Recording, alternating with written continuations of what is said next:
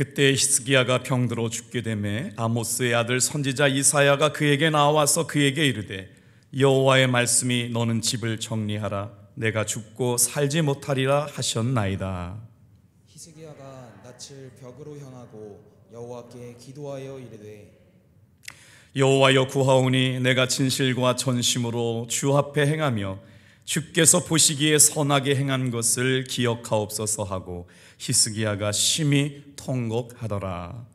이사야가 성읍 가운데까지도 이르기 전에 여호와의 말씀이 그에게 임하여 이르시되 너는 돌아가서 내 백성의 주권자 히스기야에게 이르기를 왕의 조상 다윗의 하나님 여호와의 말씀이 내가 내 기도를 들었고 내 눈물을 보았노라.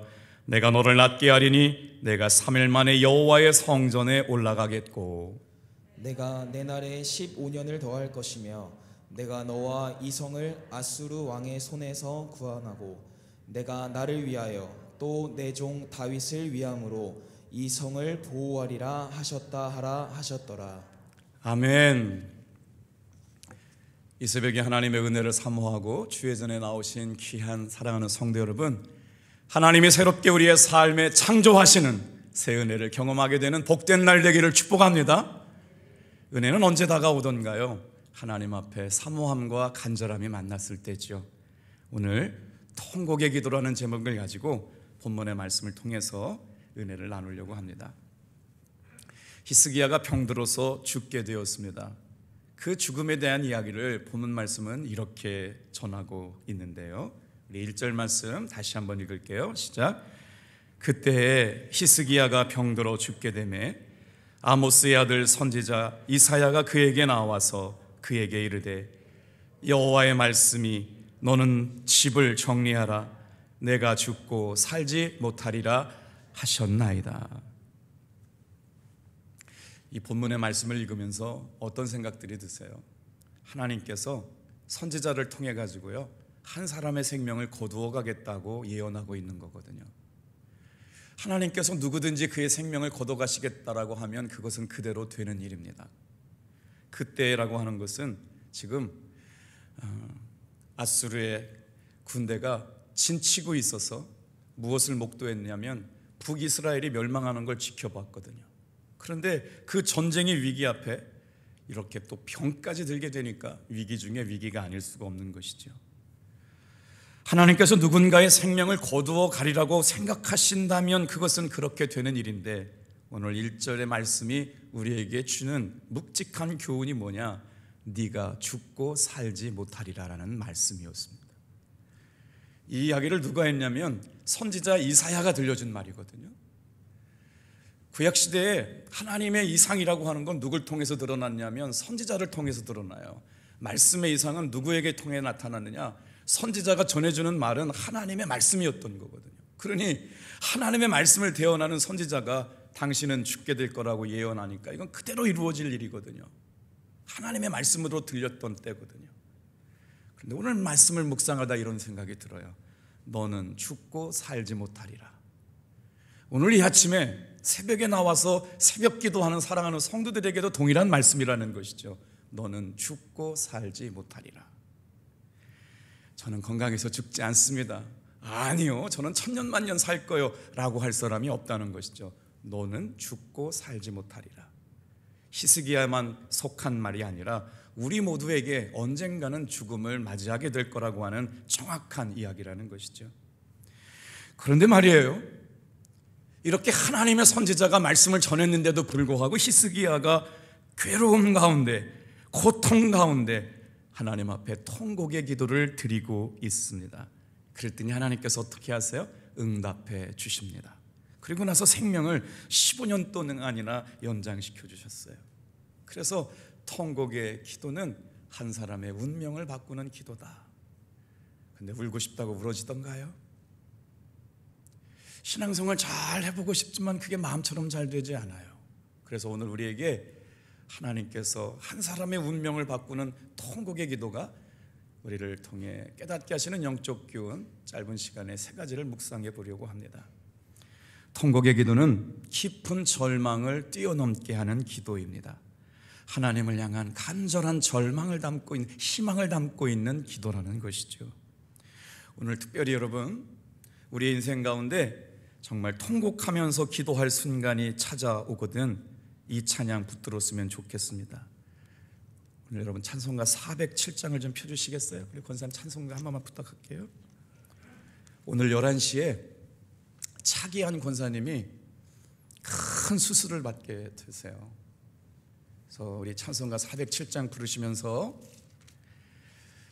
정말 우리의 순간에 이런 죽음의 위기가 찾아왔을 때 어떻게 주님의 은혜의 보좌 앞에 나갈까? 예수 믿는 사람들의 눈물과 예수 믿지 않는 사람의 눈물은 다릅니다. 오늘 이 시간 우리가 드리는 눈물은 병이 들었기 때문에 슬퍼서 우는 눈물이 아니라는 것이죠. 히스기야가 통곡하면서 기도했던 기도는 나는 죽고 내 안에 예수만이 살게 해달라는 기도인 줄로 믿습니다. 차기한 권사님이 가지고 있는 모든 재산 목록을 아내 이름으로 바꿔주려고 지난 주일날 마음을 먹었대요. 이제 더 이상 치료가 쉽지 않았기 때문인데요, 기도가 시작되고 나서 얼마나 눈물이 많이 나오시는지 하나님께서 역사하셔가지고요, 수술이 불가능한데 오늘 수술이 하게 되셨답니다. 우리 차기강 권사님, 오늘 하나님께서 이 새벽에 온 성도가 예수님의 보혈의 능력으로 회복하고 치료하시고 살리시는 역사를 보여주시옵소서. 우리 3절 4절만 같이 기도하는 마음으로 찬양하겠습니다.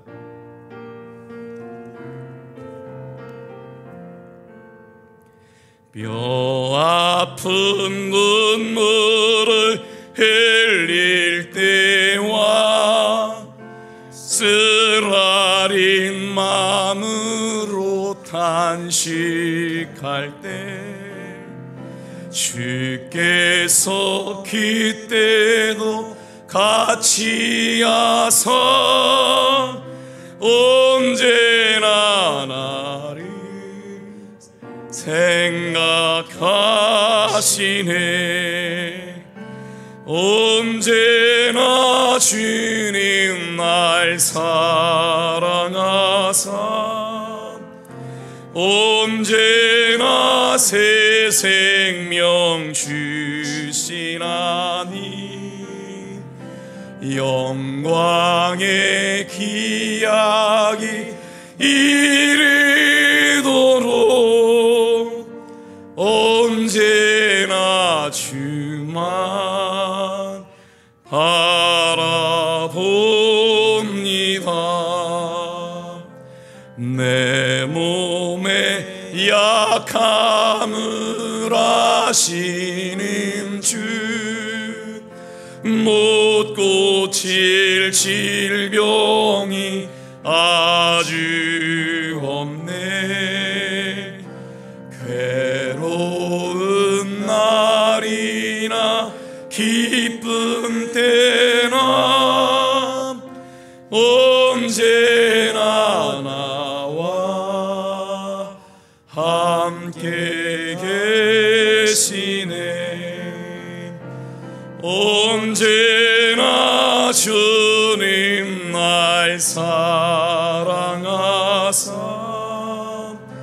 언제나 새 생명 주시나니 영광의 기약이 이르도록 언제나 주만 바라봅니다.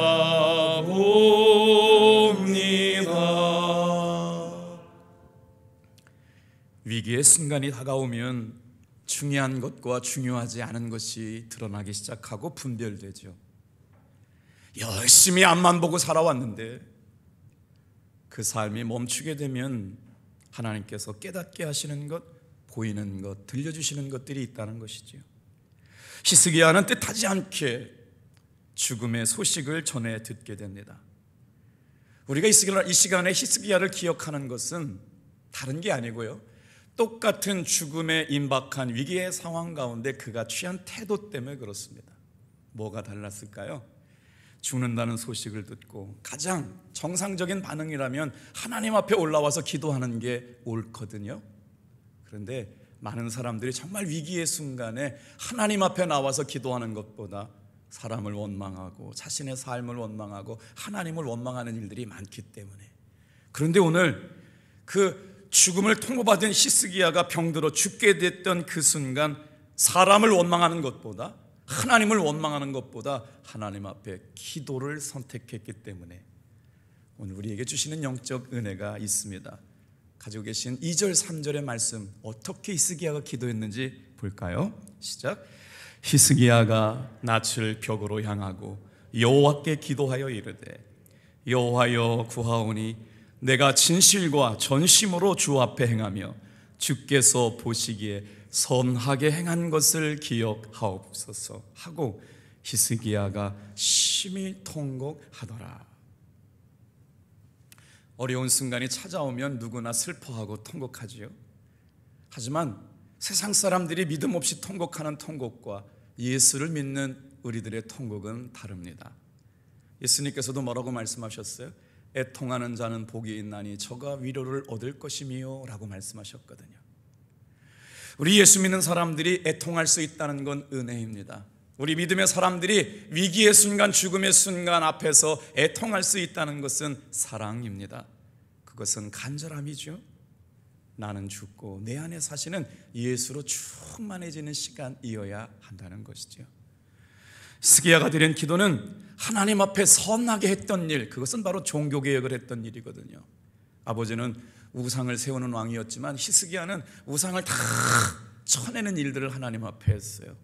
그런데 그것이 마지막까지 이어졌으면 좋을 텐데 그렇지는 못했지만 오늘 자기가 하나님 앞에 전심과 진심으로 했던 일들을 보시기에 선하시거든 용서해달라고 하는 것이죠. 그런데 하나님의 응답의 방법은 놀랍습니다. 기도의 응답의 순서가 있어요. 기도를 듣고 어떻게 하셨다고요? 통곡하는 것을 보셨다. 오늘 하나님께서 통곡의 기도를 어떻게 보셨냐? 기도하는 것을 듣고 통곡하는 것을 보셨다. 사랑하는 성도 여러분, 이 새벽에 우리의 삶에 정말 죽음에 임박한 것 같은 연약함을 가지고 올라와서 기도할 때 하나님께서는 기도하는 것을 보고 기도하는 것을 듣고 응답하여 주실 줄로 믿습니다. 히스기야가 심히 통곡했다. 한 나라의 왕이 병이 걸리면 미영이를 찾고 좋은 약을 찾아야 마땅하는 일인데 히스기야는 죽음 앞에서 통곡하며 기도하고 얼굴을 벽으로 향하여서 봤다라는 말은 뭐냐면 하나님만 바라봤다는 거예요. 하나님만 치료하실 수 있다. 하나님 안에서 인생의 해답을 찾으려고 했다는 것이 오늘 우리에게 주는 영적 교훈입니다. 다 같이 한번 따라해 볼까요? 통곡의 기도는 사람의 마음을 바꾸는 기도입니다. 이 히스기야의 통곡이 누구의 마음을 바꾸었을까요? 자, 4절입니다. 시작. 이사야가 성읍 가운데까지 이르기 전에 여호와의 말씀이 그에게 이르시되, 이사야가 죽음이 임박했다는 얘기를 해주고 짐을 빼라고 얘기했잖아요. 그러니까 그 말씀은 실제로 이루어지는 거예요. 이사야 선지자가 허투루 얘기할 일은 없었으니까. 그런데 벽을 향하여 구하고 통곡하며 기도하는 그 모습이 하나님 앞에 올려지고 나서 세상에 이사야 선지자가 자기가 예언했던 얘기를 바꿀 수밖에 없는 상황이 오게 된 거예요. 이사야의 마음을 바꿔주는 것이죠. 어떻게 그런 역사가 있었을까요? 기도를 들으셨고 그들의 눈물을 보셨다. 하나님께서 은혜를 베풀어 주셨다는 것이죠. 하나님이 역사하셨던 것은 여러분 다른 게 아니에요. 히스기야가 뭘 잘해서 한 게 아닙니다. 병을 고치는 것은요 하나님의 은혜입니다. 오늘 이 새벽에도 마찬가지예요. 우리의 믿음의 기도가 왜 중요하느냐? 이 시간에 하나님의 사자 선지자의 마음을 바꾸는 것도 그의 기도와 하나님의 은혜를 구한 것에서 시작됐어요. 이사야가 꺼낸 말까지 뒤집어야 할 만한 분명한 은혜는 통곡의 기도 안에 있었습니다. 겸손하게 드리는 눈물의 기도에 있었어요. 사람의 마음을 바꾸는 기도, 그 기도가 응답되는 실제적인 사건이 히스기야의 기도이지요. 어떻게 하셨어요? 여호와의 말씀이 그에게 임하여 죽을 거라고 했던 그 죽을 병이 하나님의 은혜로 고침받게 될 거라고 하는 예언으로 바뀌어져 가는 순간을 보게 됩니다. 결국 하나님은 그의 생명을 19년이나 연장시켜 주셨죠.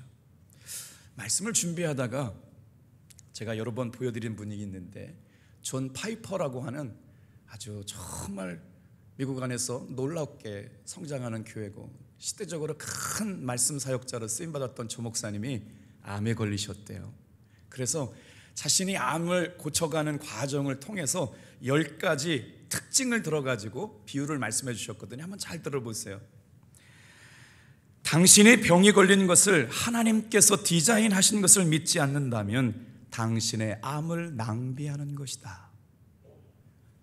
접근이 다르죠? 당신이 지금 암이 걸려서 죽게 되었다라고 하는 것을 하나님이 디자인하신 것을 알지 못한다면 당신의 암의 순간을 낭비하는 것이다. 두 번째, 당신이 병에 걸린 것을 저주라고 믿고 하나님의 선물로 받아들이지 못한다면 당신의 암을 낭비하는 것이다. 암이 저주가 아니래요. 선물로 받아들여야 한다는 거예요. 당신을 고쳐주시는 분이 하나님이 아니시고 다른 병을 나을 확률로 위로를 받는다면 당신은 암을 낭비하는 것이다. 네 번째, 당신이 죽음에 대하여 생각하기를 거절한다면 당신은 암을 낭비하는 것이다. 암이 걸렸거들랑 죽음을 생각해라. 당신의 암이 그리스도를 더욱 사랑하게 되는 것보다 암을 이기는 것만이 살 길이라고 생각한다면 당신의 암은 낭비되는 것이다. 당신이 암이 걸린 순간 하나님을 알아가는 데 충분한 시간을 쓰지 않고 암에 대한 정보를 찾는 데 혈안이 된다면 당신은 암을 낭비하는 것이다. 일곱 번째, 당신이 사람들과 더 깊은 사랑의 관계를 세워가는 것보다 자기의 의로움 속에서 숨어버린다면 당신의 암은 낭비되는 것이다. 당신이 암이 걸렸을 때 소망 없는 사람들처럼 슬픔에 빠져 있다면 당신은 암을 낭비하는 것이다. 여덟 번째, 이전처럼 죄의 문제를 여전히 가볍게 여긴다면 당신은 암을 낭비하는 것이다. 열 번째, 이 암을 통해서 그리스도의 영광과 복음을 증거할 기회로 삼지 않는다면 당신의 암을 낭비하는 것이다. 그리고 나서 이 10가지를 생각하면서 계속 주님 앞에 기도하면서 암을 극복했던 이야기가 책으로 나와 있더라고요. 사랑하는 성도 여러분, 당해보지 않은 사람은 모르지요. 그러나 우리는 말씀을 의지해서 주님 앞에 나갑니다. 기도하면 사람의 마음을 바꾸어 주심을 믿고 이 새벽에 기도하기를 축복합니다. 두 번째, 따라할까요? 통곡의 기도는 하나님의 마음을 움직이는 기도입니다. 어떻게 해요? 5절 말씀 같이 읽어볼게요. 시작. 너는 돌아가서 내 백성의 주권자 히스기야에게 이르기를, 왕의 조상 다윗의 하나님 여호와의 말씀이 내가 내 기도를 들었고 내 눈물을 보았노라. 내가 너를 낫게 하리니 내가 3일 만에 여호와의 성전에 올라가겠고. 말씀을 들을 때 처음부터 끝까지 다 은혜가 되진 않죠. 그런데 한 단어, 한 문장이 우리 마음속에 심겨지거든요. 말씀을 준비하다가 어떻게 통곡의 기도가 하나님의 마음을 움직일까? 하나님의 체험을 경험하는 것은 어디서부터 시작되느냐? 마음에서부터 시작됩니다. 들으셨어요? 하나님의 살아계심을 경험하는 것은 어디서부터 경험되느냐? 마음에서부터 시작된다고요. 그러니까 그 마음에 무엇을 담아야 돼요? 하나님의 갈망이요, 하나님의 은혜요, 하나님의 치료하실 수 있다는 믿음을 담아가지고 마음으로 드리는 기도가 통곡의 기도예요. 오늘 말씀해 보면요, 하나님은 그의 마음을 보시고 치유하신 거예요. 보세요, 하나님을 체험하는 중요한 순간은 주로 마음에서 일어납니다. 통곡의 기도는 마음을 드리는 기도예요. 전혀 믿어지지 않는 삶의 환경과 형편 가운데도 하나님이 도와주시면 됩니다. 하나님이 역사하시면 됩니다. 하나님이 이 시간 한 번만 만져주시면 됩니다 라고 하는 마음의 기도예요. 그랬더니 도저히 자기 힘 가지고는 한 발짝도 서 있을 수 없는 연약함이 있었기 때문에 어떻게 해요? 통곡하지 않을 수가 없었죠. 그때 들어야 할 말씀이 들려옵니다. 마음으로 드리는 기도 안에 하나님의 말씀이 임해요. 내가 너의 기도를 들었고 내 눈물을 보았다. 내가 너를 낫게 하리라. 할렐루야. 오늘 이 통곡의 기도는 무슨 방법이 있는 기도가 아니고 마음을 가지고 하나님의 역사하심을 기대하는 갈망과 사모함과 사랑함의 마음을 가지고 하나님 앞에 통곡하는 심정을 가지고 마음을 담아 드린 기도를 드렸더니 하나님께서 어떻게 역사하시느냐? 내가 내 기도를 들었고 내 눈물을 보았으며 내가 너를 낫게 하리라 라고 응답해 주시는 하나님의 음성을 듣게 되었다는 것이죠. 오늘 이 새벽을 깨우는 사랑하는 성도 여러분, 귀로 듣는 말씀이 아니라 마음으로 듣는 말씀이 들려지길 축복합니다. 오늘 정말 우리가 배워야 할 통곡의 기도가 있다면 오늘 내 기도를 통해서 주께서 말씀하시는 말씀이 들려져야 되는데 어떻게 무슨 말씀이 들려질까요? 예수님께서 통곡의 기도를 드릴 때 주님께도 하늘로부터 음성이 들려왔습니다. 너는 내 사랑하는 아들이다. 내가 너를 기뻐한다. 오늘 이 새벽에 사랑하는 성도 여러분, 우리가 기도하는 그 기도, 죽음의 위기 앞에서도 흔들리지 말고 나는 죽고 내 안에 사시는 예수로 살겠습니다라고 하는 그 믿음의 고백, 마음으로 드리는 기도가 나는 하나님께서 우리에게 말씀하시는 거죠. 내가 너를 사랑한다. 내가 너를 기뻐한다. 그러면 끝나는 거 아니에요. 통곡의 기도는 내 눈물을 보시는 것이며 직접 고치시는 기도를 응답을 가져옵니다. 통곡의 기도는 하나님께서 들으시는 기도이고 하나님께서 보시는 기도입니다. 놀랍게도 예수님께서도 우리에게 통곡의 기도를 가르쳐 주셨어요. 히브리서 5장 7절 말씀, 예수님의 통곡의 기도는 어떤 기도였을까요? 시작. 그는 육체에 계실 때 자기를 죽음에서 능히 구원하실 이에게 심한 통곡과 눈물로 간구와 소원을 올렸고 그의 경건하심을 말미암아 들으심을 얻었느니라. 아멘. 예수님께서 이 땅에 계시면서 통곡하면서 기도하셨대요. 그 통곡함이 살아계신 하나님의 들으심을 얻었다.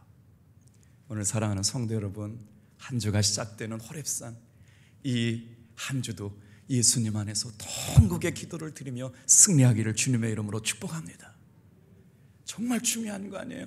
기도하는 것을 들었고 통곡을 보았고 그것이 어떻게 해요? 들으심을 얻게 되는 기도. 그런데 오늘 히스기야의 기도를 말씀을 보았을 뿐만 아니라 예수님의 통곡의 기도를 보는데 예수님의 통곡의 기도 안에는 세 가지가 들어있었어요. 뭐가 들어있었을까요?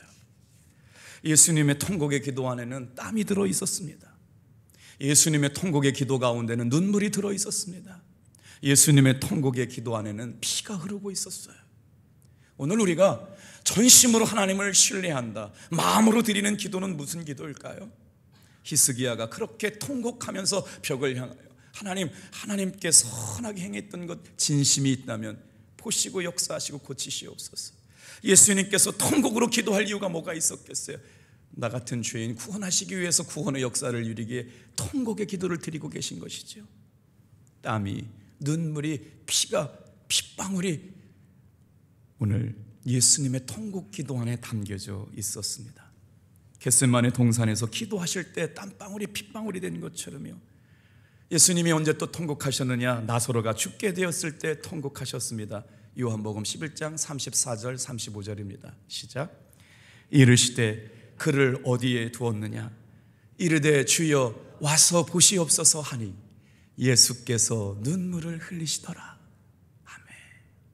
오늘 이 새벽에 예수님께서 나의 병 때문에 통곡하고 기도하고 계심을 믿으시길 바랍니다. 그래서 예수님의 보혈, 예수님의 능력, 예수님의 권세, 나는 죽고 예수님만이 내 삶의 주인이 되기를 원하여 간절하게 주님의 얼굴을 구하는 여러분, 그 통곡을 보시고 치유하시고 회복시켜 주실 줄로 믿습니다. 놀라운 사실은요, 지금도 그런 역사가 있다는 거예요. 지금 이 새벽에도 그 역사가 일어나게 될 줄로 믿습니다. 놀랍게도 아버지 하나님의 뜻을 이루기에 기도하셨던 예수님은 십자가의 죽음으로 그 말씀에 순종하셨죠. 히스기야의 통곡의 기도는 하나님의 마음을 바꾸는 것으로 하나님께서 응답해 주셨습니다. 여호와의 말씀이 내가 너의 기도를 들었고 내 눈물을 보았노라. 내가 너를 낫게 하리라. 우리 6절 말씀 읽을게요. 세 번째 따라해 보세요. 통곡의 기도는 기도하는 사람의 운명을 바꿉니다. 어떻게 히스기야의 운명을 바꿔주셨을까요? 6절 말씀, 내가 내 날에 15년을 더할 것이며 내가 너와 이 성을 아수르 왕의 손에서 구원하고 내가 나를 위하고 내 종 다윗을 위함으로 이 성을 보호하리라 하셨더라. 할렐루야. 오늘 하나님께서 히스기야의 운명을 바꿔놓으셨어요. 15년이나 생명을 연장하신 것뿐만 아니라 생명을 더하여 주셔서 운명을 바꿔주신 것뿐만 아니라 아수르의 전쟁의 위기 앞에서 하나님의 이름을 능멸하는 랍사게 군대 장관의 모욕 앞에서 하나님이 히스기야를 지켜주심으로 말미암아 어떻게 해요? 전쟁의 위기의 순간에서도 구원하여 주신 줄로 믿습니다. 그리고 나서 이 성을 보호하시겠다고 하시는 것이죠. 하나님이 보호하시겠다면 되는 겁니다. 사랑하는 성도 여러분, 통곡의 기도는 죽어가는 사람의 생명을 연장하게 하는 기도입니다. 통곡의 기도는 전쟁의 위기 앞에서 승리를 가져오는 기도입니다. 통곡의 기도는 하나님의 보호하심을 경험하게 하는 기도입니다. 그 기도를 통하여 믿고 순종했던 히스기야는 자신의 운명까지도 바뀌어지게 되지요. 오늘 이 새벽에 말씀으로 우리의 삶을 새롭게 창조하시는 은혜가 통곡으로 땀과 눈물과 핏방울이 되기까지 기도에 순종하셨던 예수님의 은혜를 사모하면서 저와 여러분도 이 깊은 은혜의 자리로 초대합니다.